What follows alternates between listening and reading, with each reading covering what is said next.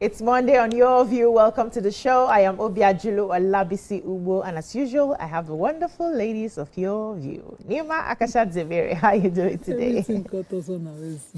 I'm fine. I'm grateful. Grateful to God. Grateful for the weekend. I still have unfinished business to do. To visit family. I was supposed to host a friend, and because of family, I couldn't host her. And you can never satisfy family. They're always popping up one way or the other. But we'll do it. We'll go around.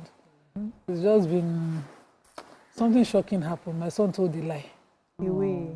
So since I born my son, since I born that boy, I've always been honest. If he tells you something, you can take it to the bank. And he made a mistake right next to me. And then he caught himself and looked at me because it's a rule that I don't like to violate. And then he knew he had violated it. And he said, I didn't do it. I said, just Nana, inside my ear. Nobody tell me, me here. Are you okay? He's growing. He was so afraid. And my husband has always said that the kids are more afraid of me. But I saw it yesterday firsthand. He was so afraid. I said, I will forgive any mistake. It's the lie. He's thinking he's failed mommy. That I can't forgive, So but he's growing. They will try one of those things from time to time. One parenting hack that works well is talking to his teacher. He's in awe of her. And so me, I'm a generous mother. I open my hand. Any mother that wants to come and be a parent today is welcome. So I'll call her today. We'll discuss it. Just that small lie. I'm telling you. No, but it works. Getting him to do is since I had a mentor teacher for him that left the school. And so I thought I would fail. But talking to her has helped. All the homework, all the lesson. She says he's just very, very playful. Just tell him that he has to do it and he'll do it. So I'll call her. I love your bracelet. Thank you. It's Yanga Lagos. I finally got to thanks to Miro from Yanga Lagos. Oh my God. Amaka Fresh. Freshest of the freshest. So since of the freshest of the freshest. Give it to me. This is how I like it to boost my ego and everything on the Monday morning. Anyways, so since January, 1st of January, they've been trying to shame people over 40. You go on the internet, you go on YouTube, everywhere they'll say AI for people over 40, AI for people over 40. You see that in it's like they talk. And I wonder, like, people under 40, they don't get problem. They're trying to do their, as in now, trying to do our own brain. You, Amaka. And I say, you see, people will shame you people. So I've been learning this AI, learning it. Now. Learning it. I'm shaming all of you. You've learned it if now. I hear AI for people over 40, as if our brain, there's something wrong with us. I'll show people. Baby girl, I've arrived. You have arrived now. Have you gotten your certification? AI guru. AI guru. Thank you. Yanga Lagos. Thank you. Hair by BC. Yes, Hair by BC giving it. Skin by BC. Yes. Everything. So yesterday my son turned 15. Yay. Yes.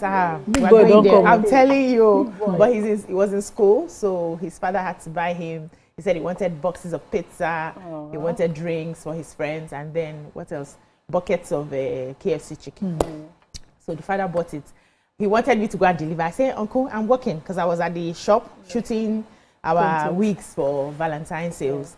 And I said, I can't go. I was supposed to be on set. I actually begged them, move my roles to everything I'm going to be doing today. After now, I'm going to a movie set. I said, just double me today. I'm going to work today. But that yesterday, I had to attend to what was happening in the shop. I said, Oga, carry your chicken. I'm going to give to your son. So he went there. He saw him for a bit, prayed for him, dropped the things. And then I called him. I was like, you've seen everything. You've gotten it. Happy birthday. I prayed for him and all of that. It's just you still owe him. 15 is huge. You still owe him when he comes back. Landmarks. So either he will choose between 16 or 18. For the final big one. Then every other one he'll celebrate himself. So that's how we do it. But we thank God. Valentine is around the corner. Have you got a boo yet? BC, please. That's why I have people as my support system. People will send me gifts. I want to open a matchmaking company. And flowers for me to not be bad. I say, when you see me now, I set. Now, like people like her na set up. Amaka has like 21 boo. Everybody will deliver. And then we do not do, we will not be. I would have joined our own. Don't mind that. Anyway, let's take a short break. When we come back, we'll do the paper reviews. Stay with us.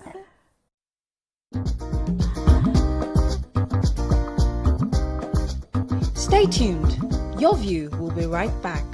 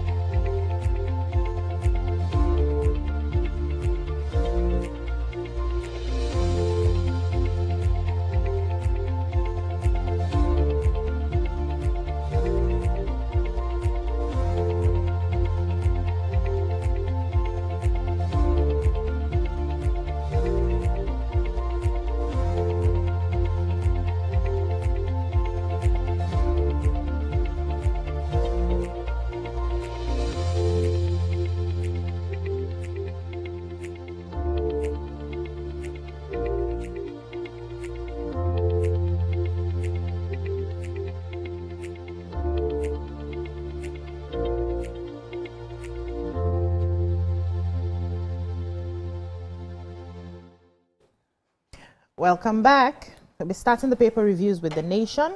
There's a huge advertorial here. And so the stories here are few, but I'm sure we got stories inside. Bank of Industry secures CBN approval to operate non-interest banking window. And it says Senate reconvenes on the Electoral Act. Which stories do we have inside The Nation? Go ahead. Okay, I have that headline, the Bank of Industry, because it's a good news. So the MD CEO, Bank of Industry, Dr. Olasupo Olusi, has announced that, they got a license from the CBN to operate non-interest banking window, which covers, so we now have options. He said this license marks a pivotal moment in the bank's journey of transforming Nigeria's industrial sector. With this license, we can now reach a new category of borrowers who before now could not be served, people like Nima. So they said this decision, of course, is to commence non-interest banking operations that is aimed at expanding access to ethical funding for businesses, particularly those that have traditionally avoided conventional interest-based financing. So welcome to our world, and this is a great option for us. Okay. I'm looking forward to it. Another story?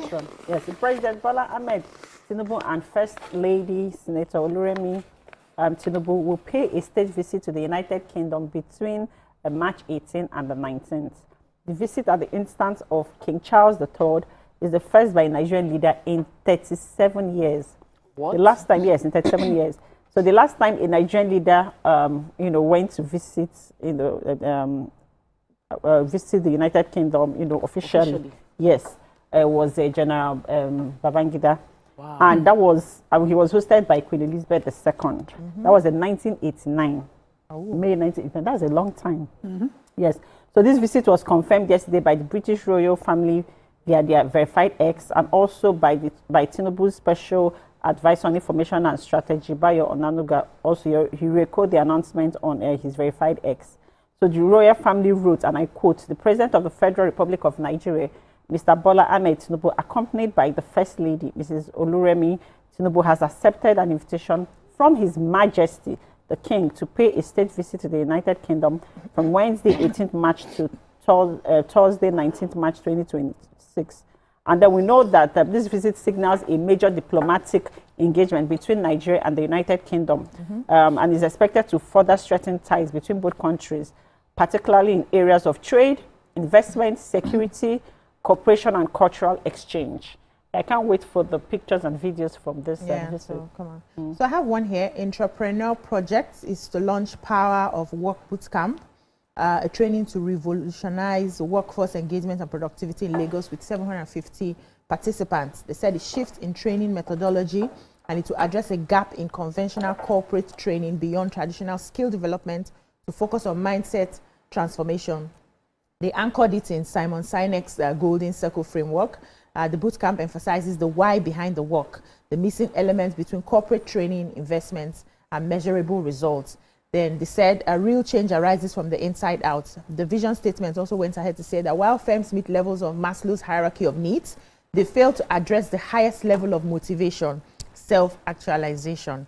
The bootcamp bridges the gap by turning workers into intrapreneurs, driven, enthusiastic, self-assured, and action-oriented. So they're going to be featuring 5 modules in 3 segments, combining hands-on learning, self-evaluation, and practical strategy development. We need a lot more of this in our country today. We have a lot of graduates who finish school and they don't have anything to do. There are no jobs coming.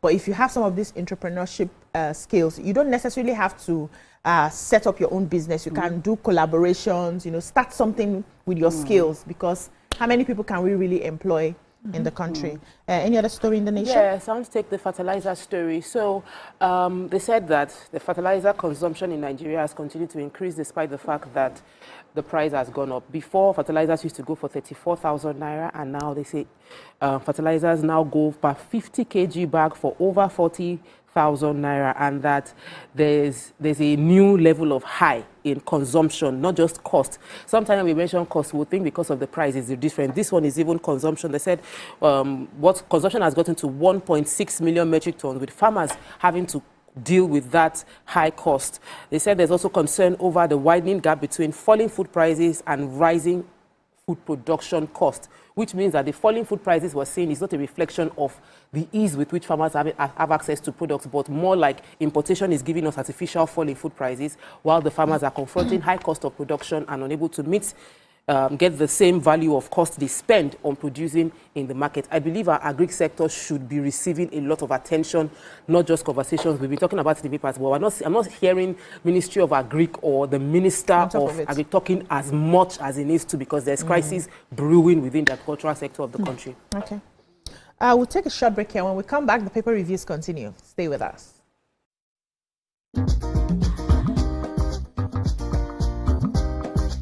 Stay tuned. Your View will be right back.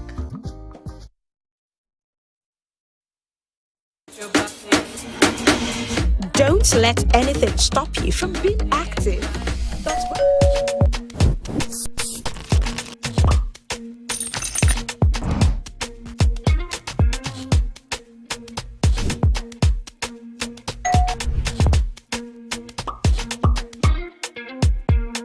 In 3, 2, 1, we are live. Welcome to Splash. I'm on the black carpet, and of course, it's Jubril of Lagos. Well, that's it on Socialville. When I say, I dare fool. You already have Destiny Alpha. I know that. I go shoot for you. You already know, guys. Splash can be the best of entertainment, the best of energy, best of everything you need to get your day going. It's Splash every weekday from 12 p.m. to 2 p.m. on TVC Entertainment. Keeping hope alive. We are the drumbeats that refuse to be silenced, even when the rhythm falters. We are the green that refuses to fade. And the white that dares to shine. Hope is not a stranger here. It lives in our markets, our music, and our streets. Every dawn in Nigeria is proof that tomorrow is still worth fighting for. Hope is a child in the classroom, eyes wide, with dreams bigger than walls. Hope is the farmer planting seeds in faith, believing in rain and harvest. Hope is the youth unafraid to rise, rewriting the story of our tomorrow. Hope is us, millions of voices refusing to give up on the promise of this land. Nigeria, our independence is not just history. It is a call to keep believing, to keep building, to keep hoping.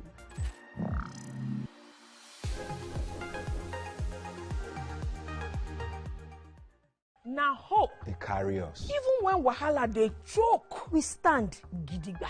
Hope they waka with us for downfall. It they gist with us for buka. No matter the gbege, our spirit no fit scatter. Hope now that pikin where they read ABCD and still get ogbonge dream for hearts. Hope now the mama where they fry akara, we see the reason say tomorrow go soft for her. Naija, your freedom na promise. Say hope go always come, no matter wetin happen.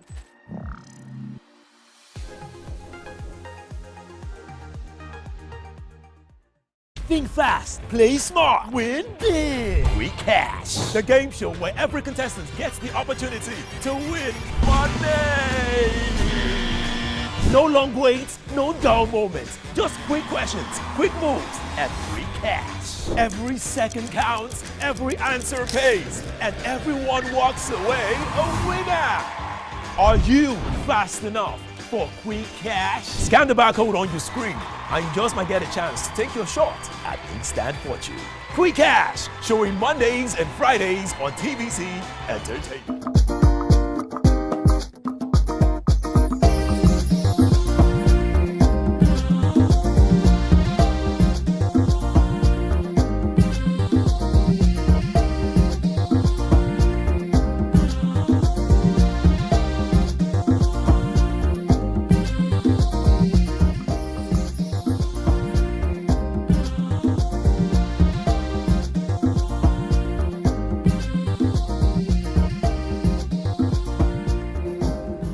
Welcome back. We're still reviewing the papers. Moving on now to the Daily Sun.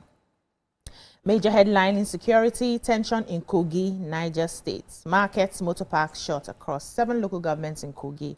We are under siege. Niger communities cry out.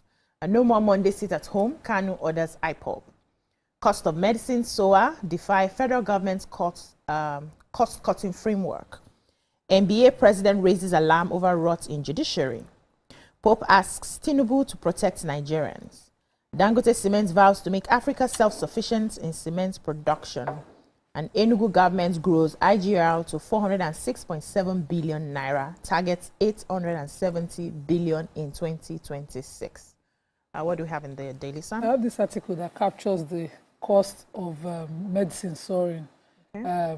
The Sun went to town and they found that, even despite the May 2025 effort by the federal government to bring prices to a particular level by establishing the medical group, a group that was supposed to be in charge of purchasing organization, going nationwide and crashing the prices of essential medicines and improving access to quality pharmaceuticals nationwide, prices have continuously gone up. This group obviously has not produced the desired result. They said from August 2025, prices of essential medicine continue to rise for as much as 300% instead of stabilizing. At least they should have been able to do that. But the cost has continued to escalate even this year, 2026, January. And, of course, they captured how the prices have continued to change from paracetamol to, to blood sugar test strip to pregnancy preventive medicines. Why are you smiling now? As I reached that side, we are in the month of February. Something came to my crossed my mind. Plenty belly go show. So, but the prices, according to the Sun, they are high. But particularly for that one that made me smile, it's not so much of a difference. For 400 to 450, just 15 naira difference. Don't go and say because it's high, you will not use. But they continuously captured, the prices of all of these products, particularly the test strip. We have a lot in the data on Nigerians who depend on diabetic medicine and treatments is huge. And so those test strips should be, something should be done to bring it down to bare minimum. Amoxil, which is our daily antibiotic, which is the most common one they use even for boils and all of that. The prices vary. You should read the Sun for more details. But the federal government, this is your feedback. The group that you established to mitigate prices has not produced any result. If by now things are like this. Shall the stories? Okay. The president of the Nigerian Bar Association, that's the NBA, Afam Osigwe, has raised fresh alarm over the deepening crisis of judicial corruption in Nigeria, warning that it poses a direct threat to democracy, social justice, and public confidence in the rule of law. He also stated and described the judicial corruption as a moral crisis and a democratic emergency, insisting that unless urgent reforms were undertaken, judiciary loses its credibility as the last hope of the common man. And he quotes, "The judiciary, which ought to be the last hope of the common man, is increasingly being seen as an area where justice can be delayed, manipulated, or outrightly purchased by the highest bidder. When rulings are allegedly influenced by envelopes rather than evidence, when adjournments are engineered for personal gain rather than procedural necessity, the judiciary ceases to be the last hope of the common man and becomes instead the first refuge of the powerful and the corrupt." I like how they are challenging this what's going on in judiciary, and I hope that a reform happens very soon, because if not, we've lost it, honestly. So I have the major headline. There's been tension over the increasing terrorism activity, insecurity activities within Kogi and Niger State, which is the north central part of Nigeria, and they've shut down a lot of markets. So they said in Kogi, they shut down 7 local governments, markets, motor parks across 7 local governments. And then the Niger State community are crying out that they are under siege.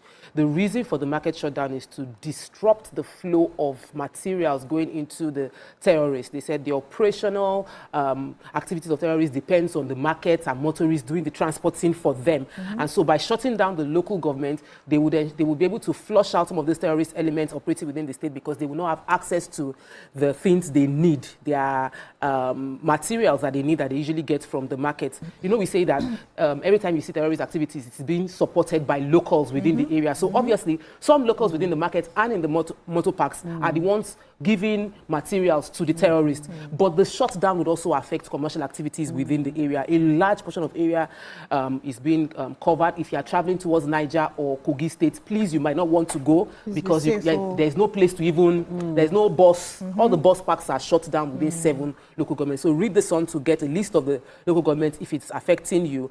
And there was a press conference over the weekend addressing the entire Bogu Kingdom, which is including Bogu and Agwara local government area, that they are completely under siege from bandits and hoodlums. They've made life miserable for the people of that state. I'm wondering what is the government, the governor of those states and the local government chairman doing? Because Khan has come out to say that concerning Niger State, they are tired, that the community leaders of these areas have complained that the areas affected are visible, but they're not seeing enough security response in those areas. Our heart goes out to them, and we're praying for stiff military support within the area. Okay, Vanguard now. How 3 Southern senators blocked real-time results transmission. Manufacturers record 1.8 trillion unsold goods as demand slumps. Federal government's oil production data cast doubt over 2 MBPD that's in 2026 targets. And Kano orders cancellation of Monday sit at home. I have a story here. The Nigerian Immigration Service has debunked what it described as a baseless online report alleging that the Southeast has been disqualified from passport issuance. So it was a direct response to the viral claims. The service clarified that the reported disruptions are not a result of discrimination, but are part of an extensive government-led reform to modernize passport administration across the Federation. The service that's Public Relations Officer DCI Akinsola Akinlabi, he made a statement and he said the misleading reports are a gross misrepresentation of ongoing efforts to transition to a more secure and efficient centralized production framework. According to the NIS, this modernization effort began in 2024 and was designed specifically to enhance the efficiency, integrity, and security of Nigeria's passport production system, rather than to exclude any citizen or region from accessing essential services. So they went ahead to explain the technical nature of the delays. They said they introduced a phase which was onboarding systems to migrate the passport offices, including foreign missions, and they were supposed to be doing it gradually. So they said they have sorted out the northeast and north central states of Borno, Yobe, Benue, Kogi, Nasarawa, Niger, Plateau, and it has also extended to 35 international stations spread across Africa, Asia, Europe, and South America. So the current phase of the migration is now focusing on the southeast and several key international missions. So it's not like they are omitting them. They said they've scheduled the migration for the 5 southern states, which is Abia, Anambra, Ebonyi, Enugu, and Imo, along with 5 additional international stations in Italy, Greece, Spain, Switzerland, and Austria. And that's ongoing for the first quarter of 2026. So please, that all these speculations is not true about the NIS. Which other stories do we have? Police arrest suspect has 4 founded in Aja Studio. So according to the Nigerian, the Lagos State Police Command spokesperson, Mrs. SP Abimbola DBC, they said that they found 4 victims: gospel artist Matthew Ogundele, Ituno Ogundele, Joseph Sonya, and the blogger Matthew Awosonya, popularly known as Joes TV. They were discovered dead at a studio located within the HFP shopping complex at Bramade Sonya axis of Aja. So according to them, they've arrested the organizer of the event, and who is the only suspect for now on what is trending online as regards the story. They said the investigation is still ongoing. The organizers disclosed that the studio owner, said that he had invited this artist, all 3 of them, to perform at a birthday praise program organized by his wife, and that they had concluded the event and decided to sleep over because it was late. Okay. And in the morning he came, he found the studio locked from inside. He broke it open. No, the story doesn't capture that, unlike what is trending online, which is specifying. So what is trending online is not what is reported in the Vanguard. So, but he broke it and found them dead, and they leave it there. No more details. So all those details we are seeing online might not be factual until the police is giving that account. Because Tribune carried it that they gave they bought food and they gave them some food. Yes. Anyways, may they also rest in peace. And I hope something comes. So the indigenous people of Biafra, IPOB, has announced the total and permanent cancellation of the Monday sit-at-home across the southeast, following a directive from its leader, Mazen Nnamdi Kanu. In a statement issued by IPOB's Media and Publicity Secretary, Emma Powerful, the group said the cancellation takes effect from today, which is Monday, the 9th of February, 2026. According to IPOB, Kanu expressed appreciation to Ndibo friends and supporters for the solidarity shown to him, but stressed that there is no longer any need or justification for sit-at-home protest on Mondays. He consequently directed that all markets, schools, offices, transport services, and other economic activities must resume fully and normally across the southeast from the stated dates. So it's part of our hot topic today. So we will delve more into that. Okay. So I want to say a story about our oil production. They said our federal government oil production data is, the output has risen by 1.4% in 5 years, but the target is worrisome. NNPC is saying the target that they've given is achievable, but achieving that target needs more than policy. Despite the federal government's ambitious oil production target of 2 million barrels per day in 2026 from the Nigerian Upstream Petroleum Regulatory Commission, it's shown that output has only grown by just 1.4% in the past 5 years. And analysts are saying that it doesn't look like a feasible thing. It's not by saying this is what should come out. NNPC is saying it is achievable, but analysts are saying it's more than policy to make it work. A whole lot of other things need to happen. Our daily average is 21% less than what it should be throughout 2025, and the marginal increase is not going to help us achieve the 2 million barrels per day that is our projection. So they should have conversation, because our budget is just opposed against our production. So if our production does not meet what we're expecting, our budget would have deficit, because we're not making enough money to cover that budget. Yes. Thank you so much, ladies. That's all we can take on the newspaper reviews. When we come back, we'll move on to the topics for today. Stay with us.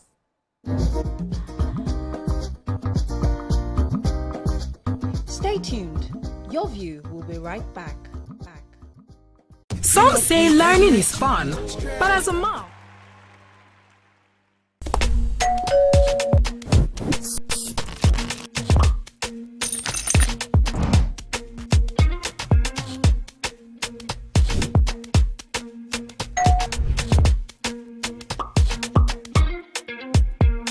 In 3, 2, 1, we are live. Welcome to E-Splash. I'm on the black carpet, and of course, it's Jibril of Lagos. Well, that's it on Socialville. When I say, I dare fool. You already have Destiny Alpha. I know that. I go shoot out for you. You already know, guys. E-Splash can be the best of entertainment, the best of energy, best of everything you need to get your day going. It's E-Splash every weekday from 12 p.m. to 2 p.m. on TVC Entertainment. Keeping hope alive. We are the drumbeats that refuse to be silenced, even when the rhythm falters. We are the green that refuses to fade. And the white that dares to shine. Hope is not a stranger here. It lives in our markets, Our music, and our streets. Every dawn in Nigeria is proof that tomorrow is still worth fighting for. Hope is a child in the classroom, eyes wide, with dreams bigger than walls. Hope is the farmer planting seeds in faith, believing in rain and harvest. Hope is the youth unafraid to rise, rewriting the story of our tomorrow. Hope is us, millions of voices refusing to give up on the promise of this land. Nigeria, our independence is not just history. It is a call to keep believing, To keep building, to keep hoping.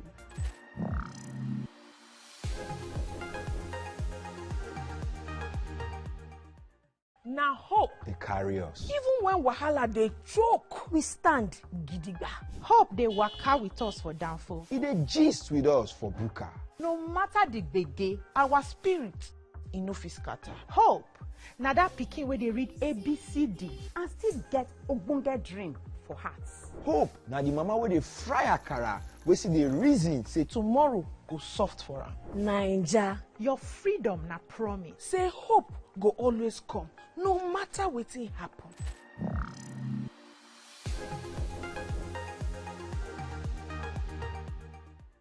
Think fast, play smart, win big. We Cash, the game show where every contestant gets the opportunity to win money.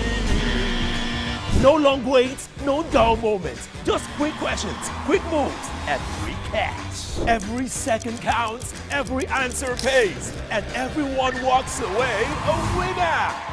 Are you fast enough for quick cash? Scan the barcode on your screen and you just might get a chance to take your shot at instant fortune. Quick Cash, showing Mondays and Fridays on TVC Entertainment.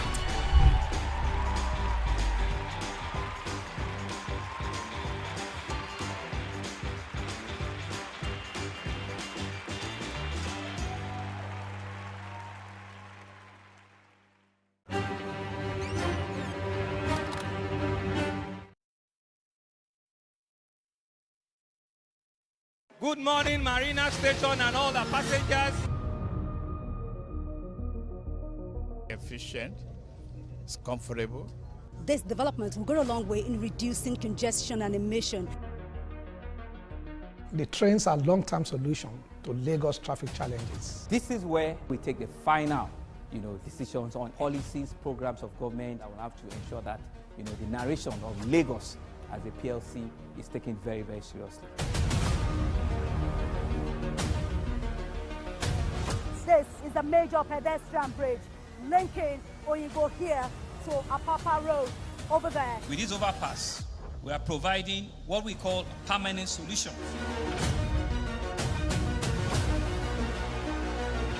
This place is one of the most dangerous areas at the biosecurity environment. This can go into the news and every crimes of your neighborhood. Our goal is to remain as Africa's model megacity, to move our GDP from the 5-6 position to the 3rd position, and we believe is achievable with all the commitments we have.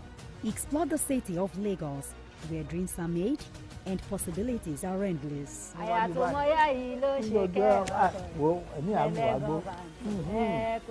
Amadedoja Salamadini. I live in Lagos, inside Lagos.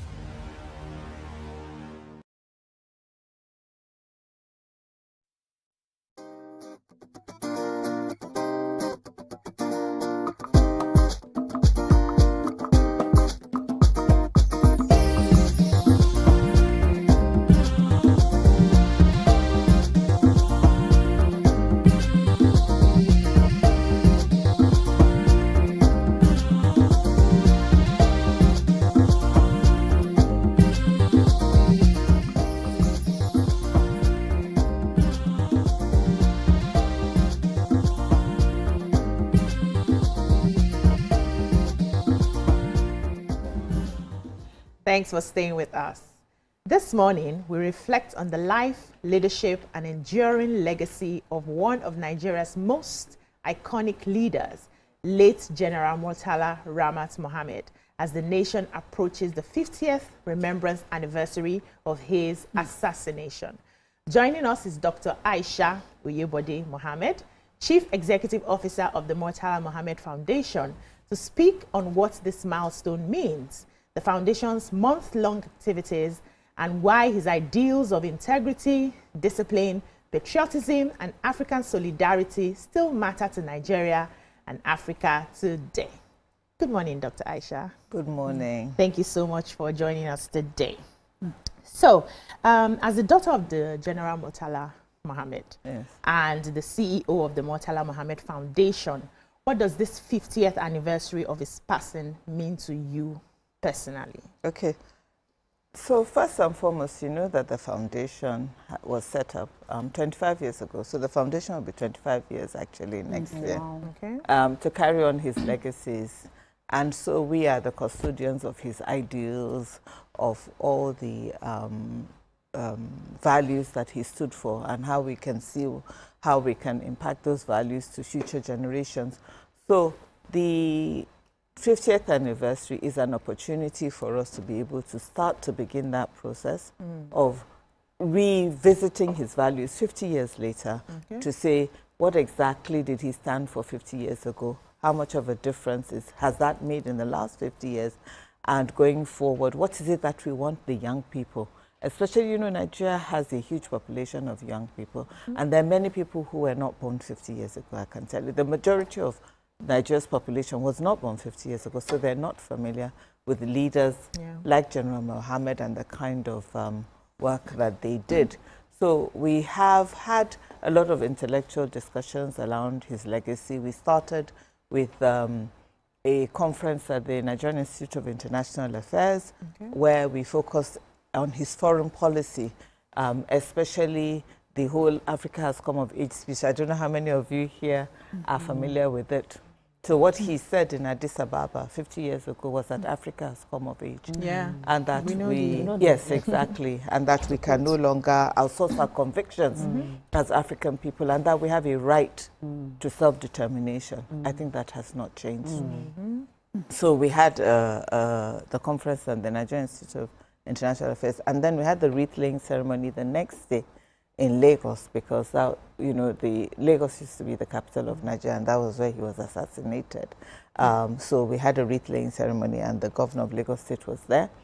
From next week, we're going to start major events in Abuja. We're going to have a conference and a lecture, and our keynote speakers are going to be past heads of state and current heads of state, African ones, not just from Nigeria alone. So we're expecting the president of Angola to send in a delegation. We have the former president of Ghana, who is going to be with us, and a former president of Sierra Leone, who is also going to be with us, and we have a former president of Malawi. And these are people who are all familiar with the role that he played on the African continent. So they were going to be talking about his legacy. And then on Friday, we have another wreath-laying ceremony in Abuja, because we're building a center for leadership in Abuja. And then we've got 2 prayer services. We had one in Kano this Friday. We have one in Abuja on Friday, and then Thanksgiving service on Sunday. There's a lot of because you just mentioned the essence of his leadership, and I'm thinking, okay, we were young children, primary school children at the time, but a lot our Gen Zs now, they totally lost on this history. How would you briefly describe the essence of his leadership, and why do you believe it's relevant 5 decades later today? So if you look at, for example, very simple, I love some of these examples. When you talk about the way Nigerians are being treated as pariahs in countries like Southern Africa, where Nigerians are told to go, or, you know, young Nigerians are applying for visas in embassies to countries where we were the ones who were responsible for their liberation, then you start to say to the young Nigerians, you know, you need to stop and understand that there was a time when Nigeria took a leadership role, and we were actually in the forefront of the anti-apartheid movement. We were in the forefront of the anti-colonization movement, and a lot of these African countries recognize it. But what we've not done is enough to consolidate that so that it becomes part of our identity. Now, why is identity important? When we all start to imbibe this identity, that we are just as important as every other African, and we have just as much of a right, you know, to whether it's to visit those countries and so on, it will shift. There's a shift in attitude, and that's what's really critical. So that's what we're hoping, that we'll be able to you know, try as much as we can to imbibe this notion of a strong identity. I tell the young people, when Nigeria sneezed in those days, the whole world, not Africa, the whole world caught a cold. If Nigeria says this is the way it's going to be, everybody will stop and listen. In fact, we last year we got an award in Angola. When we went to get this award, I mean, we knew it, but you know, it's nice when people talk to you about it. And they reminded us, you know, Angola is an oil-producing country like Nigeria. And when they were really fighting for independence, America didn't support the leading party that was pushing for the independence, the one that Nigeria supported. And the Angolans, then the US oil companies threatened that they were going to leave Angola. And General Mohammed said to them, if you leave Angola, then you must leave Nigeria. Next day, everybody went back to work. Around the same time, you know, Secretary of State Kissinger was going to fly over Nigeria's airspace. And we told him, we said he can't. And he insisted, he said we will. And we told him, you'll do it at your own peril. We're not afraid. We're not afraid to speak our mind. Yes, we had that confidence. It's just so interesting to hear these stories because looking at where we are today, it seemed like such a far cry from the level of confidence and giants that that Nigeria represented in Africa then. And it's just making me reflect on what would it be like if we still had like a General Murtala Mohammed as a leader at the helms of affairs. What would that leadership look like for Nigeria? What would be what are the things that we would expect, especially within Africa and the way he spoke about Africa coming of age? I think the first thing is confidence, which I've talked about. The other one is identity. When you know who you are, nobody can tell you who you are. The other thing is clarity. We need to speak clear. This is who we are, and this is how we're going to do it, so that we are not, you know, dancing around issues. The other issue is courage. You know, it takes a lot of courage to be able to put yourself out there and be able to stand up to some of those forces. You know, over apartheid, Nigeria expelled British Petroleum. I don't know if you were aware of that. Was it easier then than now? Could it have been easier to do then than it would? I don't think easy to do it now? It's easier. It was easier then. I just think that, you know, there was a certain clarity. You know, it's not that it was, you know, I believe that even if they were here now, they probably would still be able to do it. But you have to have courage and conviction as well, you know, and then you have to be able to put your nation before yourself because you have to be willing to take risks. I mean, it was not unusual in those years where a lot of African leaders who stood up actually ended up dead. But it was a risk you had to take, you know. So I suppose part of it included being willing to sacrifice. Maybe that's really the difference, being willing to sacrifice, yes. But I don't think that as a people we're that different. If you really look at Nigerians, they were very confident people, we're very determined people, we're hardworking people, and we're brilliant. Take a Nigerian, take one Nigerian, put them in a place where there's just a little bit of structure, and they just thrive. So it's not as if the nature of the people has changed. I think what we need to start thinking about is the way in which the nature of which the leadership is expressing itself. Yes. And our collectiveness, maybe? And the collectiveness as well. Yes. And like we know the same, where they say the younger ones are the leaders of tomorrow. And we know how Nigeria is predominantly, you know, the young population. So in what ways is the Murtala Mohammed Foundation working to connect Murtala Mohammed's legacy to the young people's aspirations and realities of today? So we have a lot of programs. We have a lot of programs around education. And I think that that's one of the things that are missing. If you don't know your past, you really cannot, you know, understand where your future is. You don't know where you're going. So that's one of the things that we have very strong education programs. So we have a lot of scholarship programs as well, which supports youth that are really interested in getting an education. We have a lot of programs that teach about leadership, ethics, responsibility, and so on.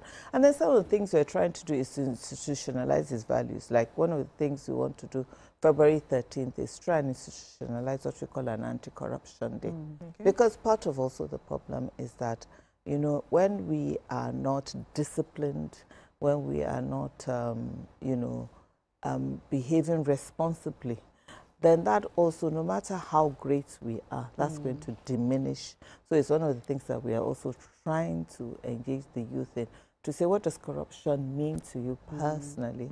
And what would you do differently if you had just one day to do something different about corruption, yes. That's great. So like we have, it's 5 decades Yes. since that speech you quoted earlier.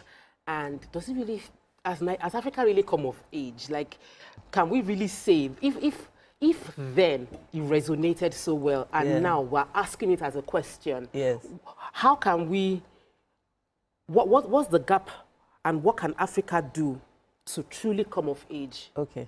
So people ask that question. People answer that question differently, and I'm sure we'll all answer it differently depending on how we're feeling and depending on how the question is phrased.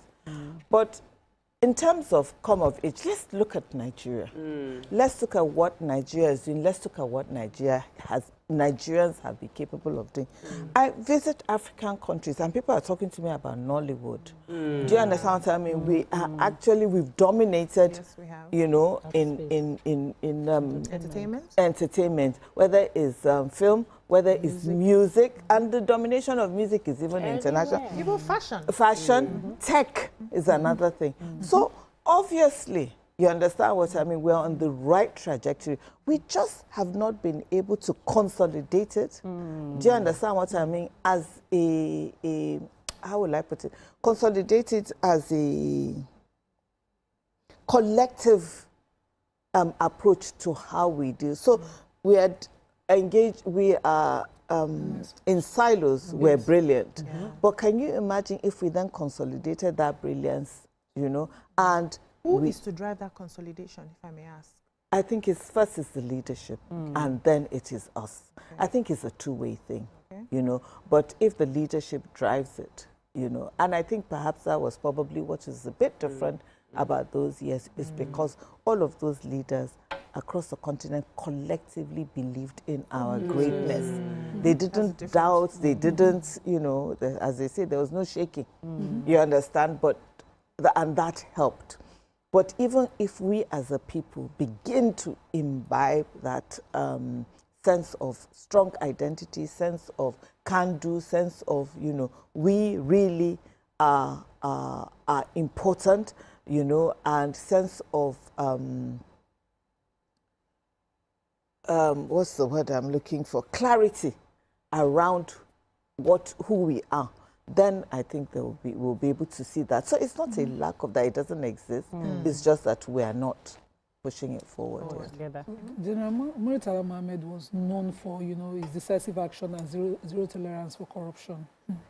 And look at where we are today. How realistic can we say we are about our fight against corruption when compared to how his stand against corruption was? And can these principles be, you know, applied today?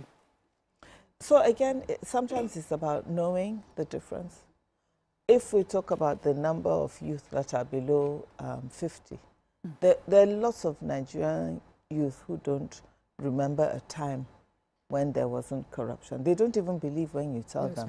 When you tell, exactly. When you tell them that there was a Nigeria that thrived without corruption, they're looking at you and like, what are you talking about? Tales by moonlight. Exactly. And that's the reality. And I think it's just about teaching people. You know, the other thing is we think that sort of values, anti-corruption, integrity, ethics and all of that are intuitive. They're not. You actually have to be deliberate about teaching people about these values. So if we're teaching them in schools, if we teach them in, you know, the way we interact with each other, but then there also have to be consequences.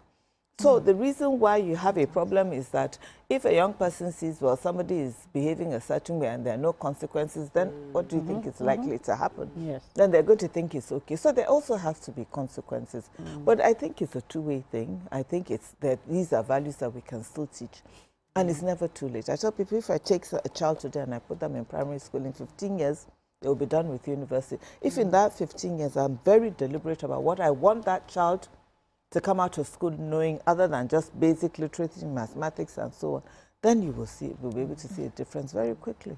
Yeah, I concur with what you said, because when I hear stories from my parents about the Nigeria, they studied abroad, they came back to Nigeria, and you know how things were done in public service, in governance, you know, those are amazing stories. And like you said, so it's weird when you now want that, like the corruption today and the stories we heard from our parents. And, that brings me to say, do you think that we need a cultural reset, especially in terms of work ethics within the public service sector, governance? And how do you think that, this 50th remembrance and the foundation would help, the conversations to start steering us in the right direction? So we've started the conversation. We've started the conversation on foreign policy. We're starting the conversation on domestic policy. We're reminding the second panel of the Thursday conference in Abuja is actually an intergenerational transfer of leadership, ideas and values, because we think it's really critical. We only hear transfer of wealth. Yeah, exactly. Yes, thank you. So we want to parallel that. And we're actually going to have Emir Sanusi, who's going to actually lead that part of it. Yes, because he understands what it means to transfer leadership, to transfer values and so on. And then we'll have different generations, young people, and obviously older people to engage a discussion. So you're right, a cultural reset, but we need to start talking about it. Right? Then once we start to talk about it, then we start to encourage people to imbibe those values. And then we will also need to start teaching it. We can't go through school. You see it in the Americans do it very well. That's why people wonder why American children are so patriotic and so on. It's because right from the beginning, they teach you. The Chinese do it very well. So it has to be part of our cultural reset. We need to teach people. But for us to be able to do that, we also need to understand who we are. And embody it. Yes, and embody it. And let people know that we're enough. Amazing. So as Nigeria marks the 50th Remembrance Anniversary, what message would you like to leave with Nigerians who are watching at home today on this remembrance and the way forward for all of us? I think that the first message is, and I'm going to go back to our visit to Angola. Angola was so emotional for me. I've always known, I think up to a point, what General Mohammed did. But when I went to Angola, Angola got its independence 50 years ago. And when I went to Angola, the reception for Angola, the kind of things that people said, not just about General Mohammed, this is like, do you know what Nigeria did for us? So long I heard that. Yes. And if we hear that, it's really important, because then it reminds us of who we are. And that's why I tell people what we're capable of. We were like I said, the policemen, and we are unapologetic about our commitment to this self-determination. I think that's the first thing. Remind us of who we used to be, and then tell ourselves that nothing has changed. Do you understand? The future still remains Nigeria. It's not this thing. And, that leadership role, we are already on the right track. What we need to do is just consolidate. Yes, and take it on. Thank you so much, Dr. Aisha Mohammed Oyebode, for joining us on the show today. We wish you all the best, and I hope many more people will be able to partake and participate in the conversations we're having, because I know it's a way forward for Nigeria as a country. Thank you so much, ladies, for your contributions and questions. We'll be taking a short break here. When we come back, the show continues. Stay with us. Stay tuned. Your View will be right back.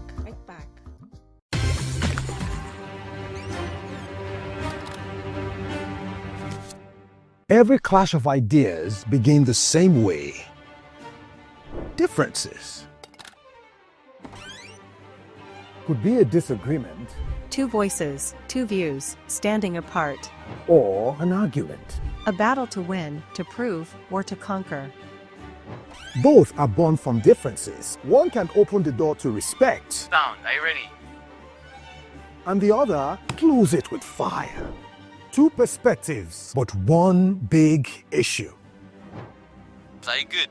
Yes, I'm good to go. So do we argue to fight or disagree to understand? 3, 2, 1, we are live. This is the big...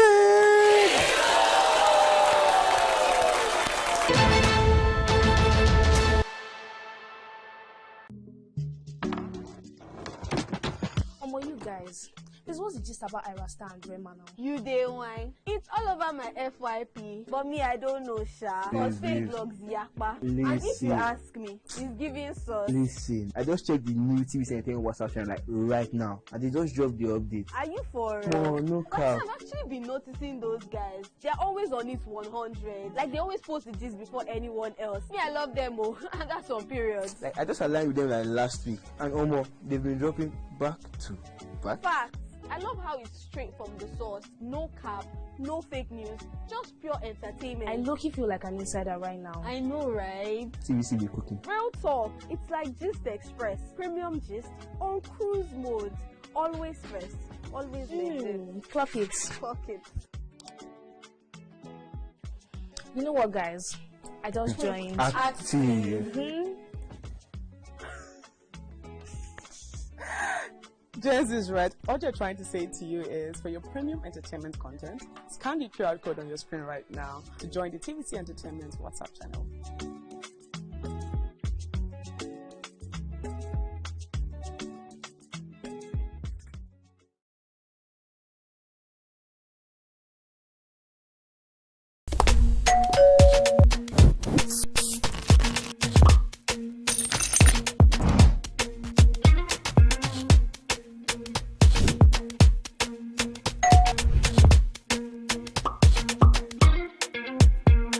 In 3, 2, 1, we are live. Welcome to E-Splash. I'm on the black carpet, and of course, it's Jubril of Lagos. Well, that's it on Socialville. When I say, I dare fool. You already have Destiny Alpha. I know that.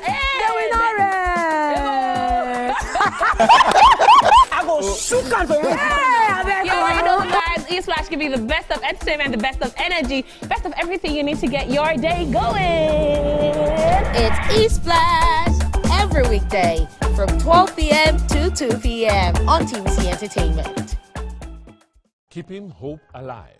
We are the drumbeats that refuse to be silenced, even when the rhythm falters. We are the green that refuses to fade. And the white that dares to shine. Hope is not a stranger here. It lives in our markets, Our music and our streets. Every dawn in Nigeria is proof that tomorrow is still worth fighting for. Hope is a child in the classroom, eyes wide, with dreams bigger than walls. Hope is the farmer planting seeds in faith. believing in rain and harvest. Hope is the youth unafraid to rise, Rewriting the story of our tomorrow. Hope is us, millions of voices refusing to give up on the promise of this land. Nigeria, our independence is not just history. It is a call to keep believing, To keep building, to keep hoping.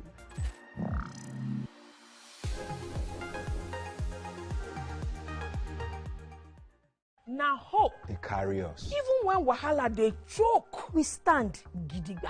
Hope they waka with us for downfall. It dey gist with us for buka. No matter the gbege, our spirit e no fit scatter. Hope, now that pikin where they read ABCD and still get ogbonge dream for hearts. Hope na the mama wey dey fry akara, wey see the reason say Tomorrow go soft for am. Naija, your freedom na promise. Say hope go always come, no matter wetin happen.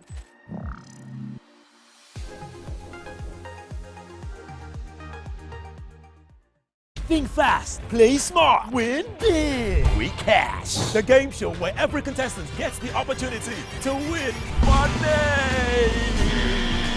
No long waits, no dull moments. Just quick questions, quick moves, and free cash. Every second counts, every answer pays, and everyone walks away a winner.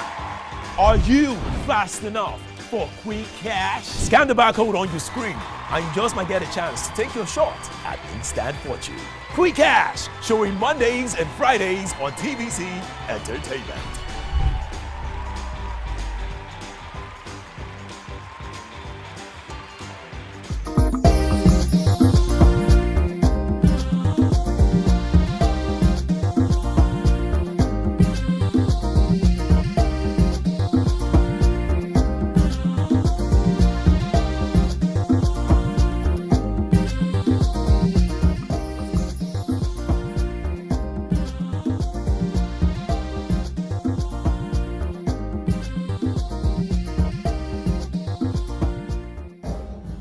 Thanks for staying with us. We turn the spotlight on the reserved seats for women bill, a proposal expected to take center stage again as the National Assembly votes during the ongoing constitutional review.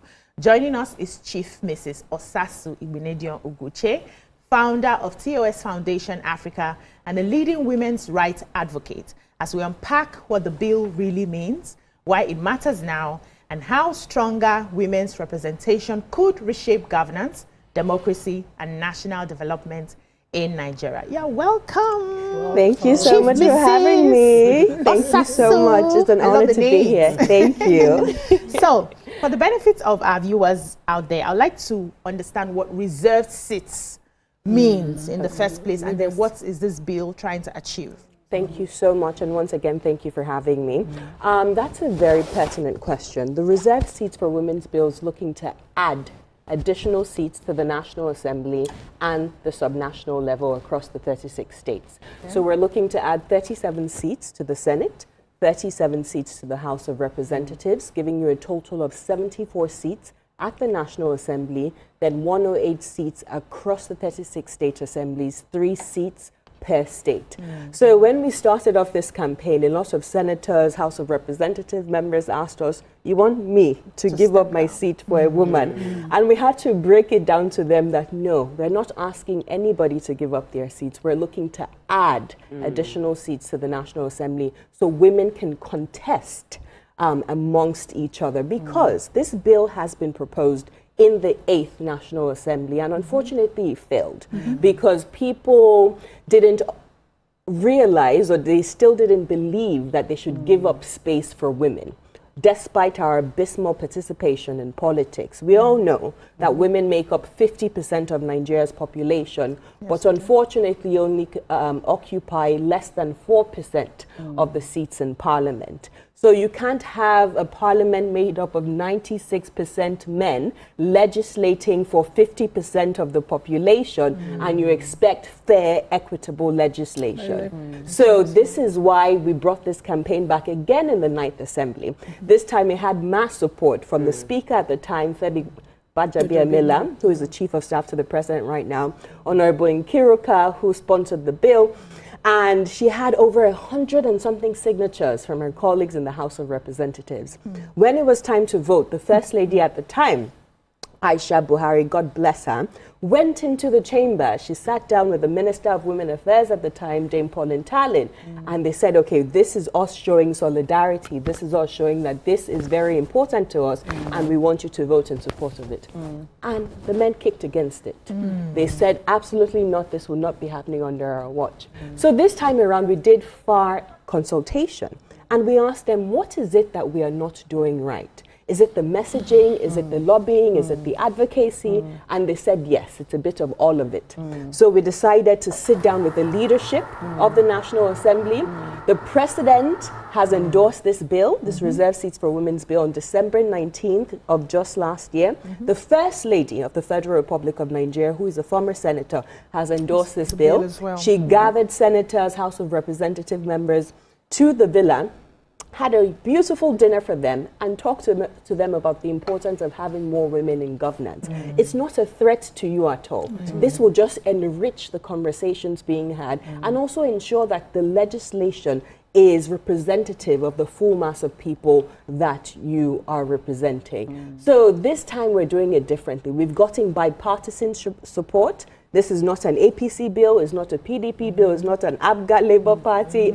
Everybody, we've gotten support from all men and women across the aisle. So we're really hoping that this time around it passes. So you touched on certain areas. What would you say are the arguments against or for that we've heard, so that we will remember them when we hear them again, now that you're bringing this bill again? Great question. So before you respond to that, I'd like to take a short break. When we come back, the conversation continues. Stay with us.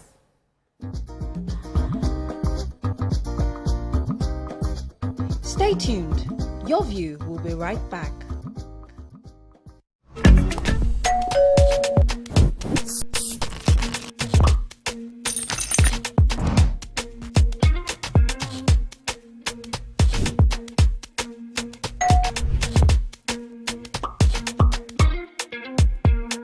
In 3, 2, 1, we are live.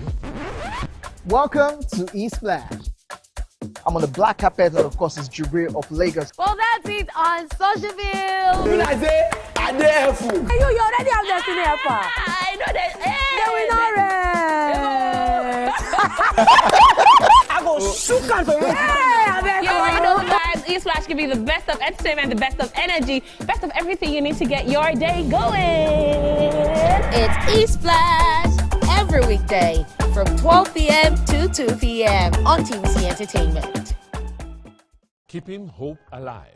We are the drumbeats that refuse to be silenced, Even when the rhythm falters. We are the green that refuses to fade. And the white that dares to shine. Hope is not a stranger here. It lives in our markets, Our music and our streets. Every dawn in Nigeria is proof that tomorrow is still worth fighting for. Hope is a child in the classroom, eyes wide, with dreams bigger than walls. Hope is the farmer planting seeds in faith. believing in rain and harvest. Hope is the youth unafraid to rise, rewriting the story of our tomorrow. Hope is us, millions of voices refusing to give up on the promise of this land. Nigeria, our independence is not just history. It is a call to keep believing. To keep building, to keep hoping.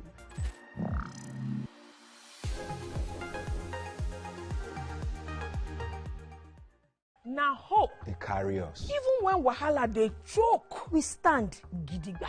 Hope they waka with us for downfall. It dey gist with us for buka. No matter the gbege, our spirit e no fit scatter. Hope, now that pikin where they read ABCD and still get ogbonge dream for hearts. Hope na the mama wey dey fry akara wey see the reason say Tomorrow go soft for am. Naija, your freedom na promise. Say hope go always come, no matter wetin happen.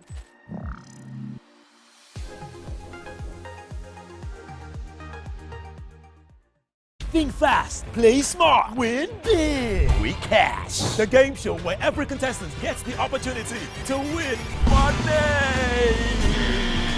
No long waits, no dull moments, just quick questions, quick moves, and free cash. Every second counts, every answer pays, and everyone walks away a winner. Are you fast enough for quick cash? Scan the barcode on your screen and you just might get a chance to take your shot at instant fortune. Quick Cash, showing Mondays and Fridays on TVC Entertainment.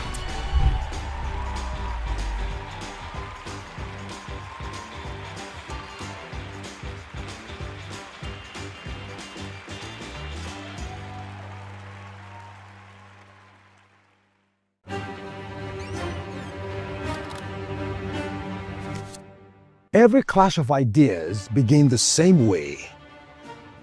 Differences could be a disagreement, Two voices, two views, standing apart. or an argument. A battle to win, to prove, or to conquer. Both are born from differences. One can open the door to respect, Sound, are you ready? and the other close it with fire. Two perspectives, but one big issue. Are you good? Yes, I'm good to go. So do we argue to fight or disagree to understand? 3, 2, 1, we are live. This is the big...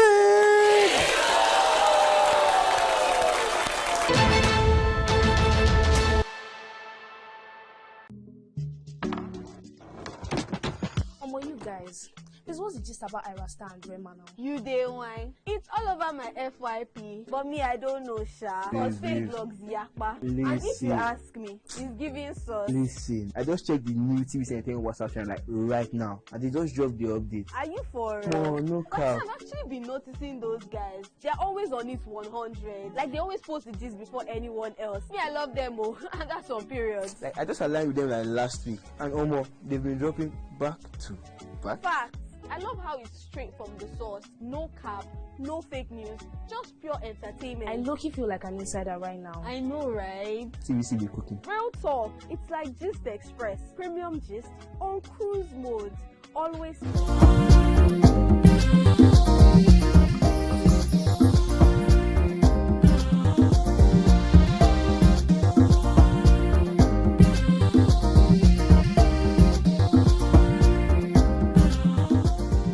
Welcome back. We're still discussing the reserved seats for women bill, and then you had asked a question. That question that I asked, the biggest arguments for and against was because of one honorable who was arguing against and came with like his retinue of, women dominated, that he had dominated. Member to the House. So I wanted you to remind us some of these arguments in case we start to hear them again, that we know them and just box them where they are. Great question. So what we've done this time around, we've actually been lobbying this lawmakers one-on-one. So a recent effort we made or embarked on before the Christmas break, we had the National Assembly break into geopolitical caucuses. So we had these caucus meetings with the legislators, and it was closed door behind the scenes, so everyone can vent. They can pour out their hearts and tell us the true state of where they stand regarding this bill. And one honorable member stood up during the meeting and said, yes, I know you're making the argument that only 4% of women occupy the National Assembly, but do you know there are some of us who believe that not even one woman should be here, that 4 is more than enough. Jesus. So I thought that perspective was very interesting. So that also helped us reshape our advocacy strategy. Wow. Then for those people who use religion and tradition as a barrier for women's entry into politics, our organization, our foundation, held the 6th edition of the Osasu Show Symposium, and we had the Sultan of Sokoto, some Islamic clerics, the Khan president's representatives, the Olu of Warri, his wife, representatives of the Oni of Ife, and a bunch of other revered traditional and religious rulers who reiterated on that platform that religion, culture does not stop, does not hinder in the way it should be practiced women from participating in politics and in governance. As a matter of fact, if you study history, if you're a student of history, you'll see that women have always led from the forefront in all religions, in all culture, in all aspects. So we started to use short clips from this symposium that held on the International Day of the Girl Child, and we were, advertising them on social media, on platforms that we knew that these legislators would consume, on television, even newspaper, we put out articles on there. So that argument also died down. So the next thing is this merit-based? Why can't they fight the way the men are fighting? Why do they want reserve seats? Did anybody reserve seat for me as a man? So we explained to them that it is merit-based. It's not an appointment. Remember, this is an election. This is going to be an elective position where APC will bring out his female candidate for the reserve seats. PDP, all the 19 political parties, or how many they are these days, and these women will compete, amongst each other, you understand, during the elections. And the reason we have to do this is because we've seen women with the competence, women with the brilliance, the capacity to assume these political positions, but unfortunately, they are shut out even at the primary level. Exactly. Because of vote buying, due to the delegates, they don't have that godfather to sponsor them and give them, huge amounts of money to vie successfully. They're even forced out by intimidation. So this is why, to level the playing field, we need some sort of quota system where we can say, okay, these women, we're not handing it to you on a platter of gold. You still have to fight for it, but we're going to ensure that whoever emerges victorious is going to be a woman. Nigeria ranks 54 out of 54 in Africa when it comes to women's representation in politics. We are at the very bottom of the barrel. Globally, we're ranking, I believe, 172 out of 184. So we go to international meetings, Interparliamentary Union, our honorable members are there, our distinguished senators are there, and they're asking them, what international position do you want to vie for when you don't even have any women at the table? We can't even get some opportunities. I remember last time we had Honorable Kafila Togbara, she came on the show and she was talking about there are specific opportunities that Nigeria won't get. Correct. Just because we don't have women in the assembly. And I love how detailed you gave in terms of the details you gave in terms of the different class of arguments against it, because for us we'll just look at it from our point of view, but it's important to get theirs as well. I'm in the space where Is it looking green? Like, is there green light on this thing? Because before now, at the last assembly when it was presented, I was so sure it was going to get passed. And now I'm wondering, should I still be sure about how well this would go through? So what's the level of confidence you feel concerning We must this thing? still remain hopeful. So right now is our third reading in the National Assembly. So this is the make or break period. This is why I had to fly in all the way to Lagos to be with you beautiful ladies so we can reiterate the importance of passing this bill this time around to our lawmakers. We've all heard the feedback about the electoral reforms, all the protests that are meant to be going on. But even if we get this electronic transmission of votes, who are we going to vote for? The same old men? Are we going to have any women, people who look like us on the table? Who can speak for us. Who can speak for us, who have lived experiences of what it is to be pregnant, to breastfeed, to care for a child. All these important things that matter to us. We need to have people who can sympathize, empathize with that on the table. Please, if passed now, would can it take effect by the next election round? That is why it needs to be passed in this month of February, right now. The timing is critical because remember, this is a constitution amendment bill, meaning that after it scales through the National Assembly, it must go to the state assemblies. All 36 states assemblies need to vote for it. And you need 2/3, meaning 24 out of 36 state assemblies need to vote yes to the bill. Then it needs to come back to the National Assembly for harmonization.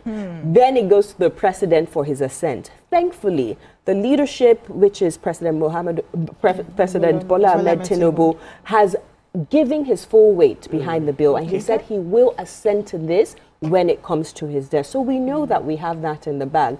The leadership of the National Assembly has vocally also said that they support this. In fact, the bill is sponsored by the Right Honorable Deputy Speaker of the House of Representatives, Benjamin Kalu. And the Speaker has also been very vocal about his support for the bill. The Senate President, my organization, led a delegation of women too. He said he will support the bill as well.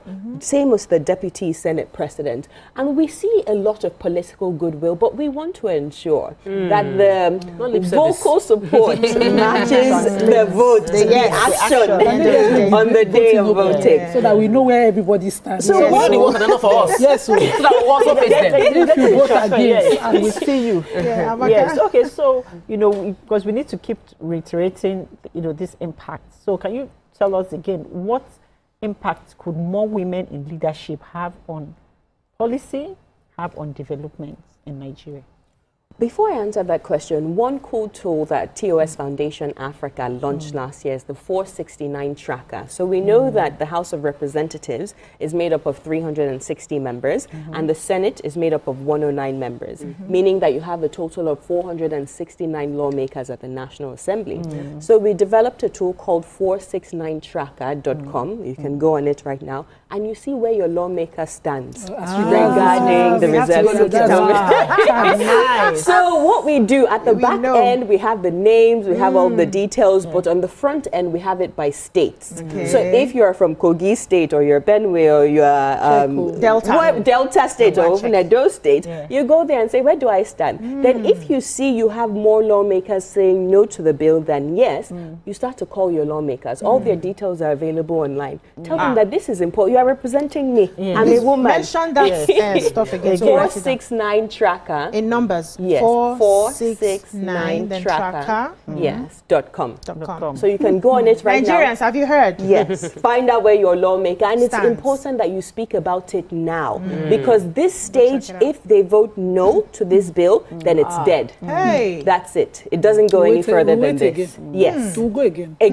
After another 4 years. But to answer your question, women play a very critical role in development and in politics. World over, we see actually reports from McKinsey, the World Bank, UN agencies shows that when women are more involved in governance, that you see an immediate improvement in the economies of that country, in their communities, building resilient economies. And also they released a report, McKinsey, that $229 billion can be contributed to our GDP by just having more women involved in decision making over the next 10 years. So why are we not taking this economic opportunity? It's not an emotive argument. It's an economic case. We all want to build this nation together, all hands on deck. So therefore, we must bring the most brilliant minds in our country, which are women and men, to the table to ensure that we can prefer solutions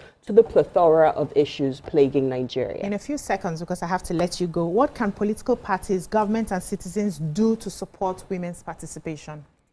I really love what some of the political parties are doing by giving discounts to women who want to run, but that is not enough. We need to do more. The political parties, for instance, that we visited on our advocacy convenings, the APC has thrown its support behind the bill. I was with the APC chairman about 2 weeks ago. He held the placard, I support the reserved seats for women's bill. In his interviews, he keeps on saying that. I know behind the scenes, they're also lobbying their members in the National Assembly to vote in support of it. The woman leader of the APC has also been doing the same as other political parties. Remember I said this is a bipartisan bill, meaning that all political parties that we've reached out to so far have all thrown their support behind it. So they need to keep on doing this. Then they also need to ensure that they run credible, free and fair elections. Because it's one thing to give women 50% discount on your forms, then when it's time, you do a closed ballot, meaning that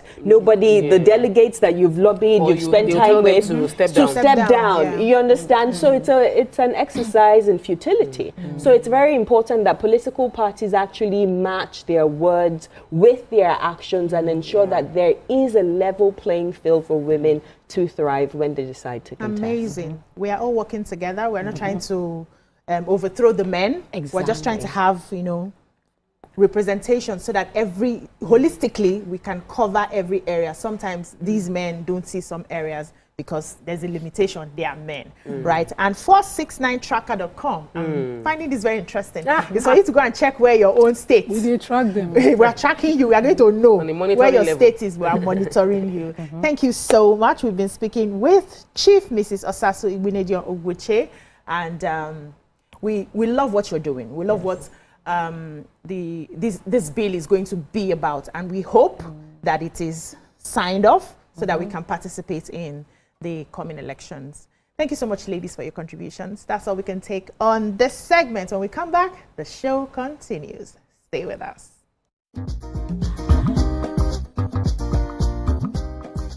Stay tuned. Your View will be right back. Hope alive. We are the drumbeats that refuse to be silent. Even when the rhythm falters. We are the green that refuses to fade. And the white that dares to shine. Hope is not a stranger here. It lives in our markets, our music, and our streets. Every dawn in Nigeria is proof that tomorrow is still worth fighting for. Hope is a child in the classroom, eyes wide, with dreams bigger than walls. Hope is the farmer planting seeds in faith, believing in rain and harvest. Hope is the youth unafraid to rise, rewriting the story of our tomorrow. Hope is us, millions of voices refusing to give up on the promise of this land. Nigeria, our independence is not just history. It is a call to keep believing, to keep building, to keep hoping.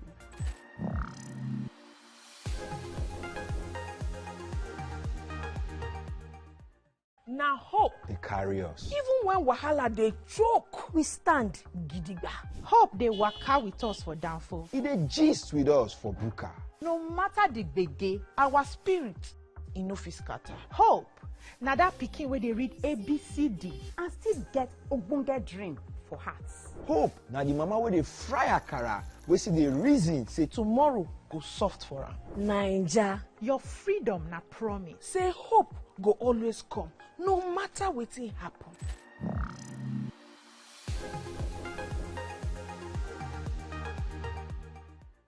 Think fast, play smart, win big. We Cash, the game show where every contestant gets the opportunity to win money. No long waits, no dull moments. Just quick questions, quick moves, and quick cash. Every second counts, every answer pays, and everyone walks away a winner. Are you fast enough for quick cash? Scan the barcode on your screen, and you just might get a chance to take your shot at instant fortune. Quick Cash, showing Mondays and Fridays on TVC Entertainment.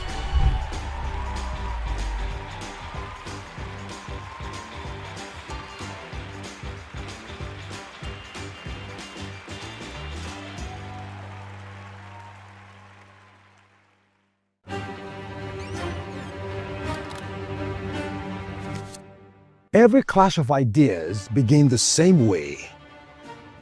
Differences could be a disagreement, two voices, two views, standing apart, or an argument. a battle to win, to prove, or to conquer. Both are born from differences. One can open the door to respect, Sound, are you ready? and the other close it with fire. Two perspectives, but one big issue. Are you good? Yes, I'm good to go. So do we argue to fight or disagree to understand? 3, 2, 1, we are live. This is the big...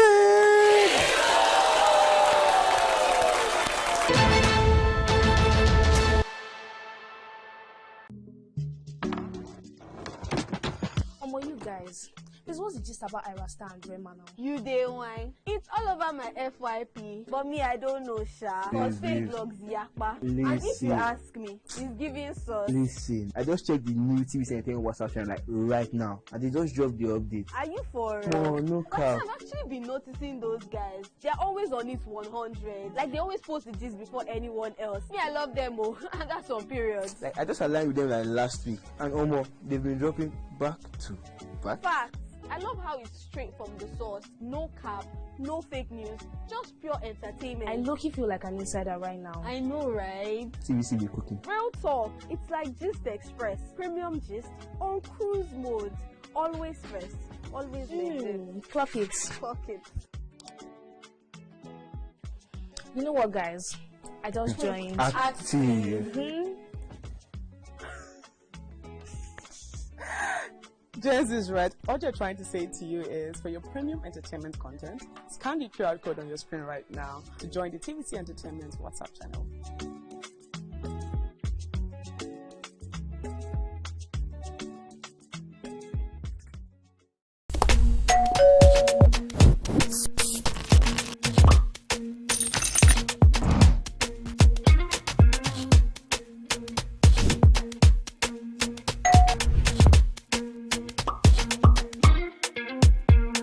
In 3, 2, 1, we are live. Welcome to E-Splash.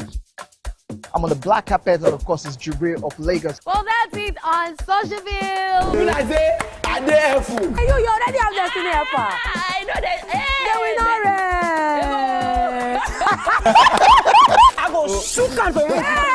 You already know, guys. E-Splash can be the best of entertainment, the best of energy, best of everything you need to get your day going. It's E-Splash every weekday from 12 p.m. to 2 p.m. on TVC Entertainment. Keeping hope.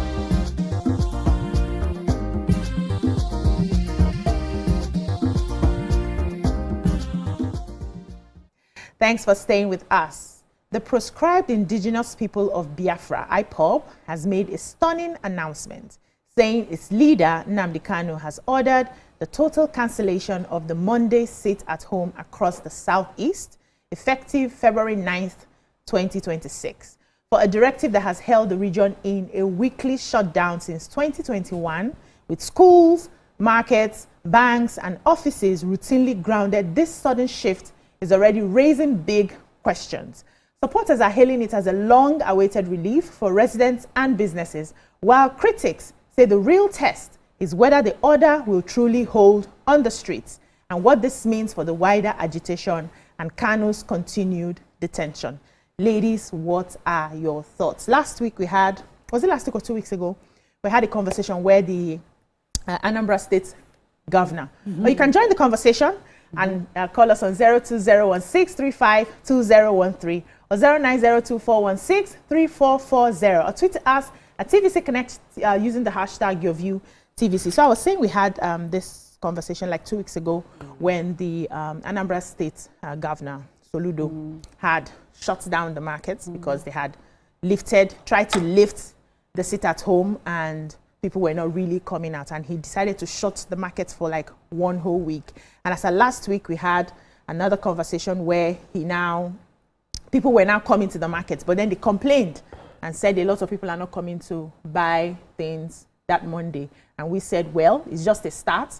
People will gradually begin to regain confidence. Now, when this broke that they have finally, IPOB, who started the Monday sit at home, has finally cancelled it. I was like, okay, where is this tilting to? Who actually has the power in the Southeast? But let me hear your thoughts, Amaka, since you're from that side. Since I'm from Onitsha, and an Anambra woman, to be precise, yes. So this is a good one, but you know, this is the situation where we would say the streets have it. Because the streets will actually determine, this is not by statements or proclamation or anything. It's actually the streets that is going to determine what's going to happen moving forward. Why do I say the streets? For example, let me bring it back home. I sent something to my dad last week, and then I said, oh, it's going to get there. I go and send them to go pick it up on Monday. He said, but you know that Monday, you sit at home, even though they're saying people should go out, but people are being careful and things like that. So, you know, people have that reservation. Yeah. But let's bring it back home now, you know, to the economic relief is going to actually bring, because we all know the economic impact it has had. We've lost revenues, a whole lot of things has happened. Children not meeting up, like, because if they say other kids in Lagos and other states, they've been going to school for 5 days a week. The people in the South is they've been going to school just for 4 days. So anyhow you want to look at it, you know, there's there's an impact, you know, regardless. And then you're not saying, okay, just wake up from 2021, you told people to stay at home. You instilled, the reason why people were able to obey was because you instilled fear. Yeah. No problem. So now that you now want to bring back peace, who is going to now instill the fear to bring the peace back? Like, someone has to do the work. Someone has to do the work. I said, you know, you just wanted to just wake up and say something, but something actually pushed and drove the force of that sit at home. What's going to? Something has to drive this too. Are you going to do it by advocacy? How are you going to go about it? Because something has to drive it. Cannot just make a blanket statement and leave it. And even though that this statement is deep, why am I saying it's deep? It's because it signals power from detention, in the sense that if people listen, I like, you know this kind of air. He has wisdom. You know when I say he has wisdom? You know how Soludo, the governor, tried to push this. He did not fight it. Instead, he sat down and said, you know what, we need to go move with this. Because if now that, see, you need to look at the whole power play here. Because now, he has now given an official statement. So now people are not saying it's coming from the governor anymore. Yes, he has moved now it's coming from him, the IPOB leader. And if people should enforce it and go ahead with it, it shows that he still has power. Hey. Well, from wherever he is in detention, subscribe to the authority of yes. Do you understand? Do you understand how this trajectory is a manipulation? Let us finish. Let me learn my thoughts. So you find out that you see the whole. You know, we need to look at the bigger picture here. But then you need to now most of the market women and most people in the South is that wanted to align to this were a bit, you know, on the fence because they didn't like the way it was being enforced. They were being forced to. Out of fear, because they now felt like it wasn't something that they had the choice with. Like, I'm being forced to support something. But now if I can go to market, I can do my thing, I can go to school, then I will not decide, do I want to support this or not? I don't know, it's free will, it's my choice. So, you know, so now it seems like, okay, they need to play, they're trying to play this a different way. So we need to look at all the dynamics and look at the bigger picture that actually what we are seeing. I hear you, Amaka. So when we discussed it, I don't think that Governor Soludo was just commanding a resumption. I feel that Governor Soludo was trying to restore authority. And even after that 1 week, we had spoken about it in the first few days after the market shut down. Yes. When last week, Monday, the market resumed, he was there to shop and there was security presence. So it was not a case of, I don't know what you're going through. It's the body language of the governor shows that he understands that the people are scared and that if they used force to stop you from opening on Mondays, you cannot blame the governor for trying to use force to enforce opening on Mondays.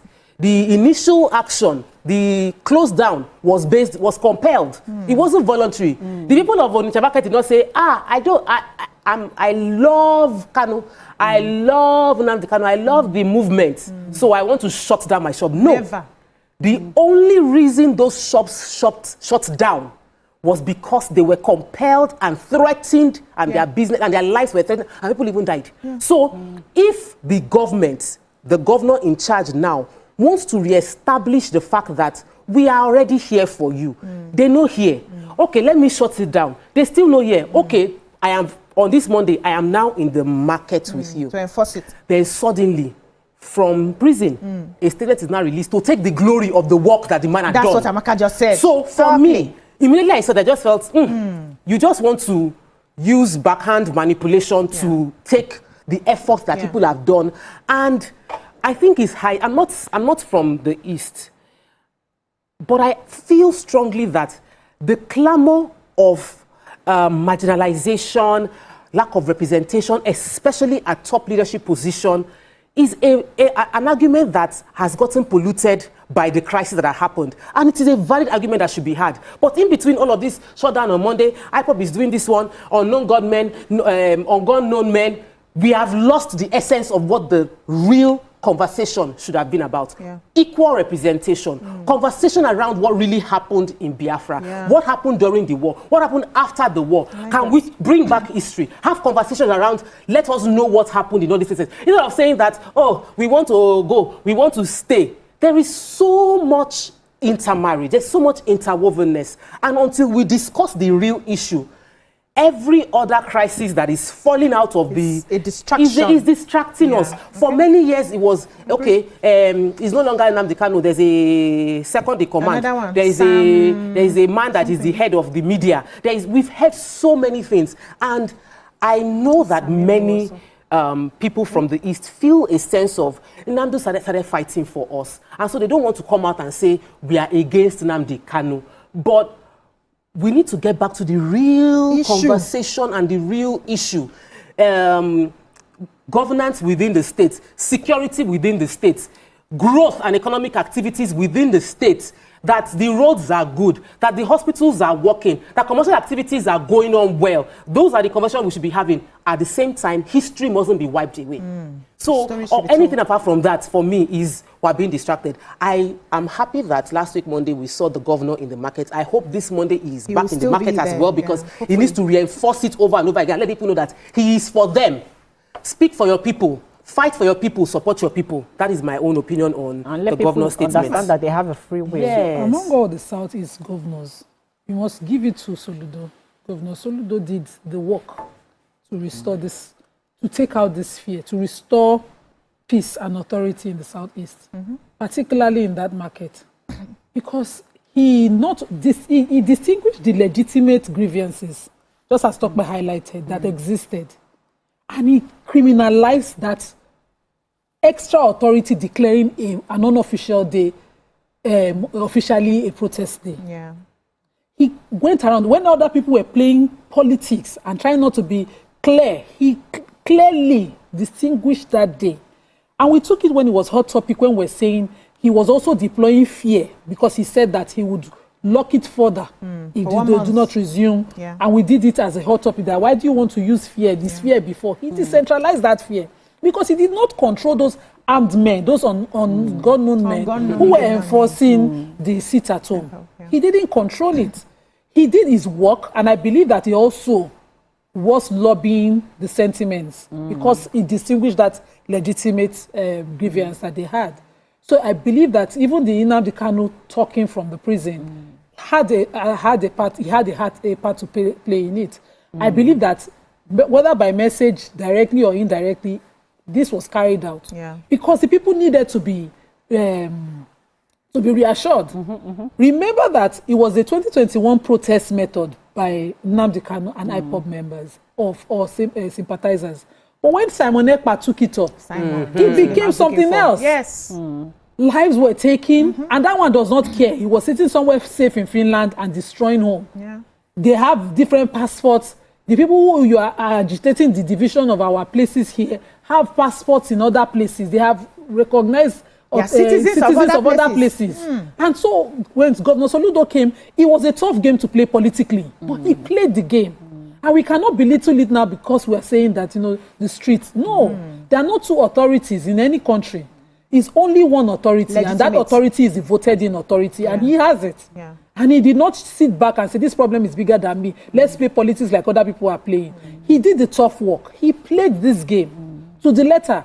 Not only did he secure the market, as Tokpe highlighted, he went to the market, he spoke to the people, he threatened back, and he was doing all the work. I don't want to take this, because I heard all the headlines this morning, giving credit because the spokesperson of IPOB is saying, this person has authority from prison.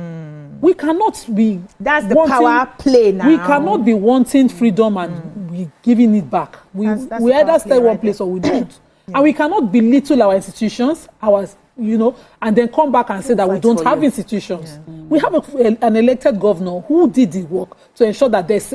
The Southeast was bleeding itself economically. It was losing. Businesses were shutting down. People were losing income. Children could not go to school. Lives were taken for attempting. I remember they had an issue. Lives were taken to write exams for attempting somewhere else. Attempting. One of our friends went for his mother's burial. Even this period that Governor Soludo was trying, just last month, and he was caught. He was supposed to resume on Tuesday. He said he would travel on Monday because he thought he would wake up early and do early morning bus. I would do late night bus. In fact, they called him from the office. Sit down for there. Tuesday morning be coming with that extra day because of the risk of it. Of what was happening. But this has been achieved, and we will only give credit to who did the work because he would have been left with the sentiment and the argument and the narratives flying without him doing anything. Just as every other governor wanted to play safe. There's a governor in Imo. There are governors in all Southeast states. But Soludo stood up the initiative. To well done to Soludo. I've heard you ladies, and I like the points that were highlighted. I like the fact that Amaka noticed the power play that was going on and how he wanted to be like, okay, the power still belongs to the streets. That's how politics is played anywhere in the world, from wherever he is. I also like the point that Tokpe had raised, which is the distractions. We now started focusing on the distractions. These issues that Nnamdi Kanu has started raising was more about marginalization. All of a sudden, the distractions were coming left, right, and center. And I remember a few years back, he had cancelled the sit at home. He came out and he cancelled the sit at home. And they were still sitting. They were still sitting. So who really has the power? Some other people took over. They were enforcing it, even though the person who they started it with. They had cancelled the sit at home. So let me ask this question. People did not want peace. As we're rounding up, let me ask this question. There's a reason why many people don't like to stand up for something. Because you stand up for something, we have a legitimate reason to fight for something, to ask for something. At the end of the day, it seems like some people are just sitting back to destabilize everything, and it moves us away from what we are agitating for. How do we really ask government for something we feel either belongs to us or our rights without having these distractions to remove us from the focus of the day? How do we go about issues like this going forward? So the reality is that we live in a very corrupt system, and people, I always say something like that, people are who they are based on the environment or cultural influence, right? And it's one thing to have good intentions, but then it's another thing to drive those intentions. And if you're not driving an intention alone, once, 2, 3, 5, 10, 50, thousands of people get involved, you know, it gets watered down because now everybody is now having their personal agenda, their opinions, their own experience with what happened with Biafra, you know, different infused. So it's, you know, it gets watered down if that you don't actually have a structure that stands and have a message, a central message that everybody knows that this is the way to go. So when that happens, things get hijacked. Then you find out that even the main people that started with the good intention now, they are even struggling. Everybody, they even find their balance. Do you understand? So that, unfortunately, we live in a world where people are innately selfish. Right? And if certain things, whether I like it or not, Biafra happened, but there are also some families within the Southeast that didn't get affected. That certain things happened to that didn't have lived experience. So you cannot even tell someone that you don't have a lived experience, right, to fight a battle as much as someone that really went through something. The battle you don't understand. So like like what she said, we cannot throw away history. History has to be taught in school so that we're driving the same message.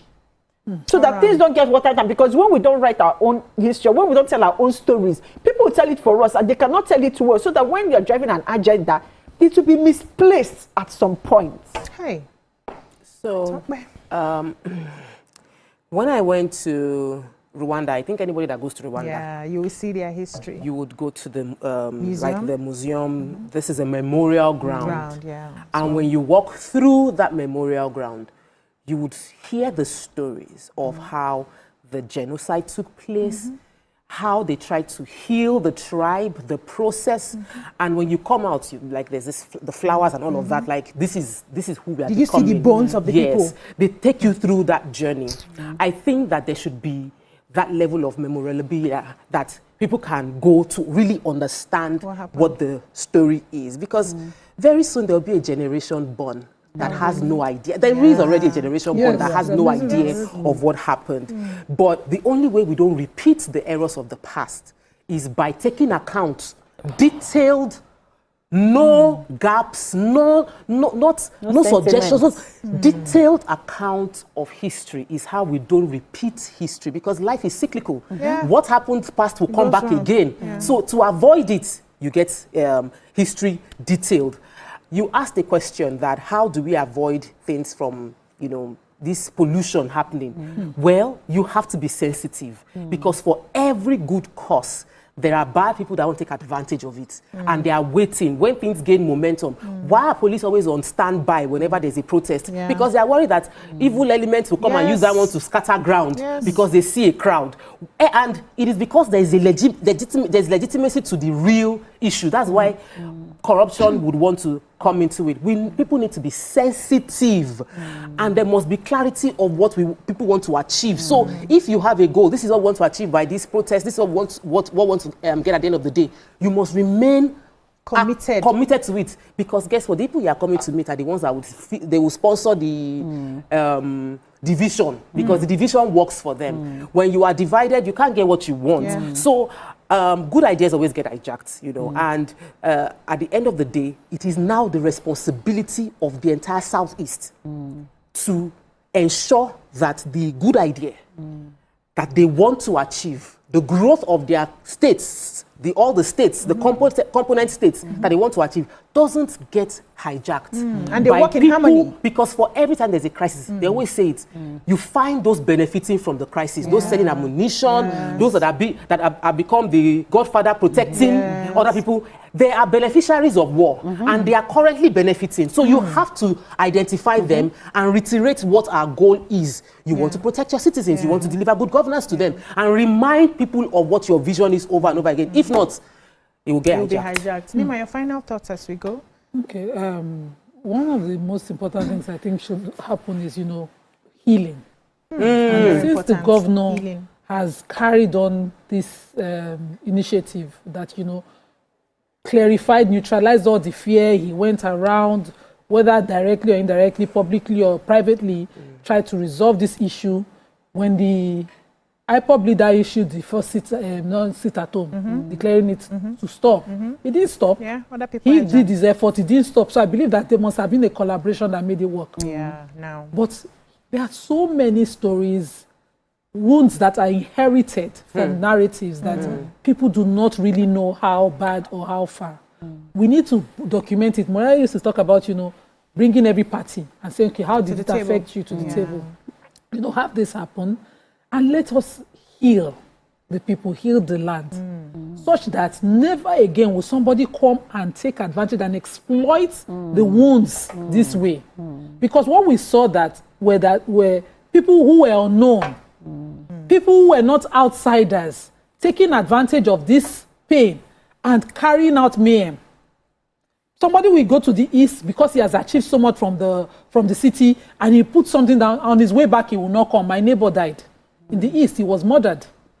People will go and they will not be able to come back to Lagos to work. People were not safe. People could not carry out their weddings. Military officers were murdered. All of this nonsense was exploitation of the pain. We need to now let people understand that we are no longer carrying on that pain. We have left that trauma behind. We are healing. And we'll move forward in a collective voice agitating for the progress of that region, as opposed to. So we see that they've started the Southeast Development Commission. We took the story of the Southeast Governors meeting the other day, where they started the Southeast Development Commission. They also started an institute for collective financing and roadmap. And then the governor of Enugu State also talked about an open general market. Some of these laudable initiatives should now be pushed forward, saying that it's because of this healing that we are moving progressively this way, as opposed to this regressive method of, no, we will not let go of the pain until somebody dies, until we burn down, until we destroy, until we bring mayhem. But it also comes with accountability. Yes, I agree. Totally. We need to have clarity of message for any fights, any agitation, anything that we want to ask. Either is accountability, responsibility, marginalization, however the conversation goes, the people who are leading, people who are at the forefront must have clarity of message and consistency to follow through. So that when those evil people are coming in, hoodlums, coming in to hijack, we already know that these people are trying to distract us from where we are going to. And then, like Nima rightly said, healing is very important. We need to have those conversations. We need to heal. I believe that the Southeast governors need to come together and ask themselves, what is the way forward? How do we present this conversation? What do we do for our people? Soludo has started with reigniting hope for the people of Anambra State and the market. The other Southeastern governors need to also come together to make people regain that hope in the system and in the government, and see where that takes us. We're happy the sit at home has been lifted so that Igbo people can go about their businesses making money. Okay? Thank you, ladies, for your contribution. What a Monday, very packed Monday. And that's all we can take on the show today. Join us tomorrow for another fantastic one. Bye-bye now. All right.